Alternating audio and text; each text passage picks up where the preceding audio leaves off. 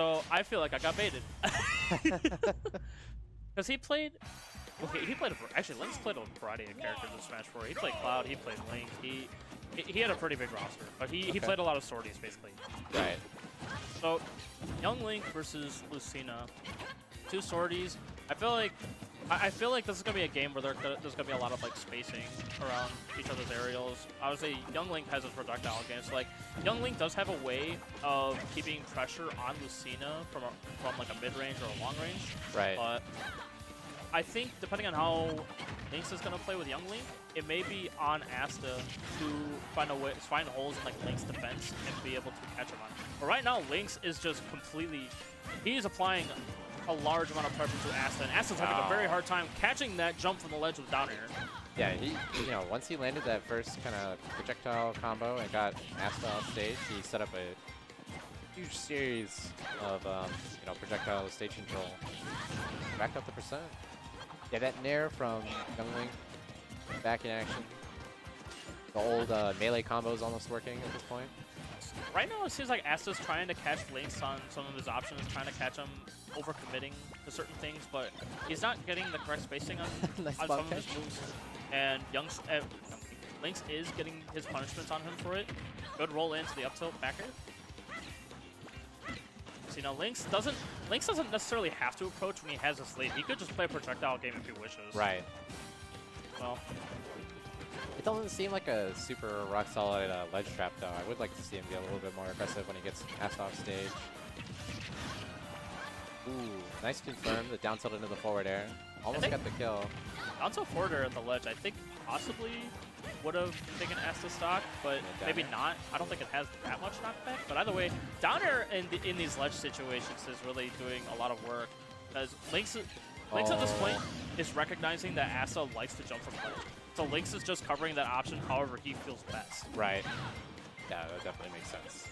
Again, everything goes out the window when you have the read on your opponent. You don't need to play like the standard textbook stuff anymore. You just do what you figured out is gonna work. Ooh, the turnaround. Asta's gotten lucky a couple of times, kind of catching the bombs. Didn't seem like it was necessarily intentional, but maybe it is. Ooh, okay, interesting option. I am surprised he went for a downer and didn't go for like a back air or something. Right. Like, just like a short hop neutral air. Although I'm not sure if short hop neutral air from Lucina in that situation would have caught Young Link on block. Ooh, unfortunate up throw not securing the stock. No. Yeah, it's gonna be stale at this point. Yeah, the problem is like after he did it the first time and he didn't get the stock, it's definitely gonna be more difficult until it unstales. Although the pummels do count towards the staling. Ooh, wow. Down tilt forward air, taking off the top. Lynx with a 3 stock on Asta. Yeah, that was pretty rough. Pretty rough.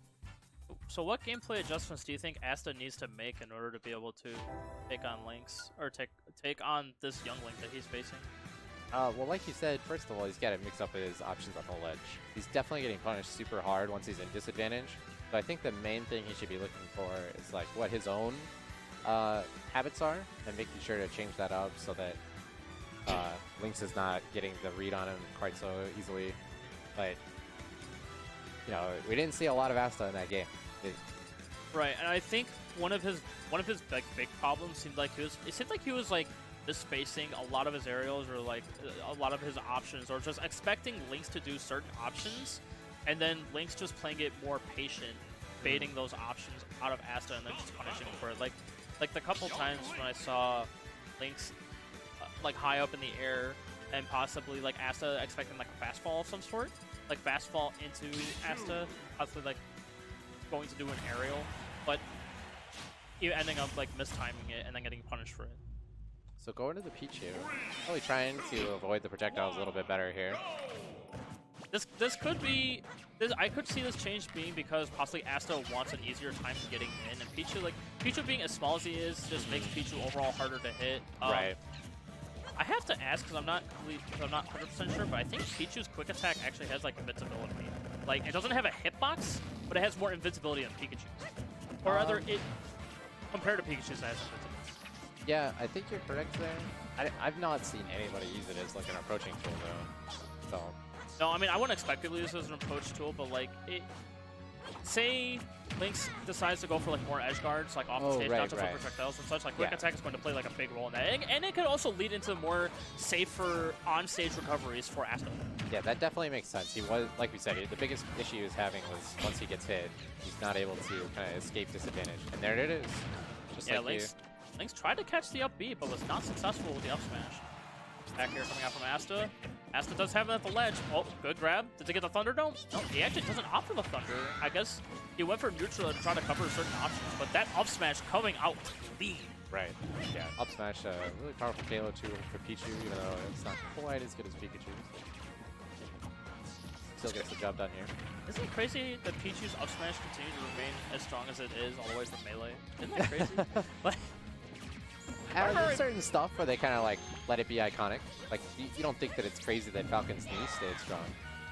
Yep. Oh, the Thunder Jolt actually saved Links.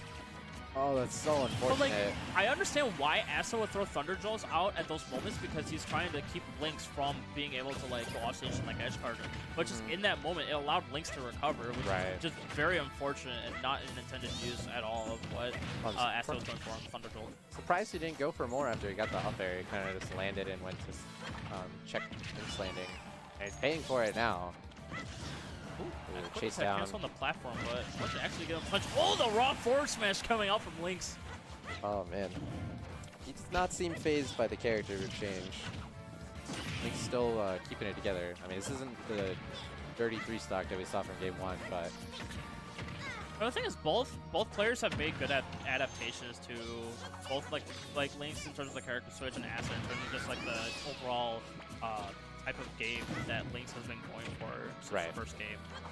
They both made good adjustments to each other, I feel. Oh, down there. Ooh, down tilt, rather.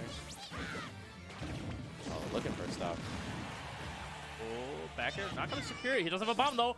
That was break him out of the back air. Or was that the back air or forward air? But either way, it broke him out of an arrow that certainly would have guaranteed the stock. Yeah. Yeah, any of Pichu's arrows at this point. This is very scary, though. Pichu being the lightest character in the game, like Asta has to be very careful about his options at this point. Right, especially like we've seen Links have such strong kill confirms, so you gotta be really scared against a player that's ready for these types of scenarios. There it is. There's the up air, catch Asta on the landing, and Links will take the set 2-0 over, actually. It looks like they're talking to each other about the set, possibly things that like happened in the game.